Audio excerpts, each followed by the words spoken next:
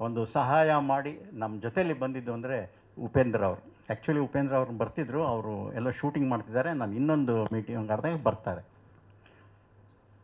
ಅವರು 2 ಕ್ಯಾರೆಕ್ಟ್ರ್ ಪಾಪ.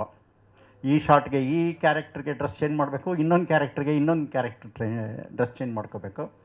ನನಗೆ ಭಾಳ ಭಾಳ ಒಂದು ಸಪೋರ್ಟಾಗಿ ನಿಂತ್ಕೊಂಡು ಅವರೊಂದು ಡೈರೆಕ್ಟರ್ ಆಗಿದ್ದರೂ ನಮಗೆ ಬೇಕಾದಷ್ಟು ಡಿಸ್ಕಷನ್ ಮಾಡಿ ಸಲಹೆಗಳನ್ನ ತಗೊಂಡು ಮಾಡಿದ್ದಾರೆ.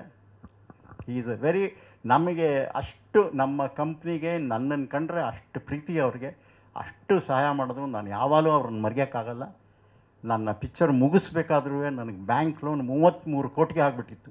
ಆ ಟೈಮಲ್ಲಿ ಉಪೇಂದ್ರ ಅವರು ನನಗೆ ಒಂದೇ ಮಾತು ಹೇಳಿದ್ರು, ಸರ್ ನನಗೇನು ನೀವು ಕೇರ್ ಮಾಡಬೇಡಿ, ನೀವು ಪಿಕ್ಚರ್ ಮುಗಿಸಿ ಸರ್, ನಿಮ್ಮಂಥ ಮೇಕರ್ಸ್ ಇರಬೇಕು, ನಿಮ್ಮ ಮೇಕಿಂಗ್ ಏನು ಸರ್ ಅಂತ ಇವತ್ತು ಹೇಳ್ತಾರೆ.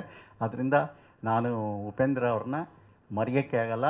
ಅವ್ರಿಗೆ ಯಾವಾಗಲೂ ನಾನು ಚಿರಋಣಿ. ಏಕೆಂದರೆ ಅವ್ರು ಯಾವಾಗಲೂ ಹೇಳ್ತಿದ್ದೇನೆ, ಸರ್ ಒಬ್ಬ ಮೇಕರ್ ಬದುಕಬೇಕು ಸರ್, ಮೇಕರ್ ಬದುಕಿದ್ರೇ ಸರ್ ಸಿನಿಮಾ ಇಂಡಸ್ಟ್ರಿ, ಮೇಕರೇ ಇಲ್ಲದೇ ಇದ್ದರೆ ಹೇಗೆ ಸರ್, ನಮ್ಮಿಂದ ಏನು ಹೇಳಿ ಸರ್ ಎಲ್ಲ ಮಾಡ್ಕೊಳ್ಳೋಣ ಅಂಥೇಳಿ ಪಾಪ ಭಾಳ ಭಾಳ ನನಗೆ ಕೋಆಪ್ರೇಟ್ ಮಾಡಿ